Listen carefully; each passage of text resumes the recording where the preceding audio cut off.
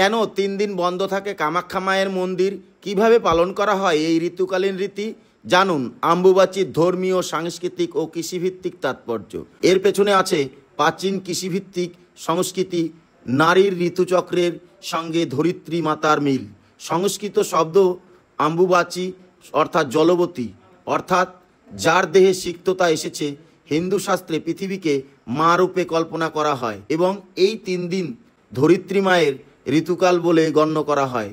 যেমন নারীরা রজচক্র অবস্থায় নির্দিষ্ট কিছু আচার পালন করেন না, ঠিক তেমনি এই সময় পৃথিবীকে অশুচি বলে মানা হয়।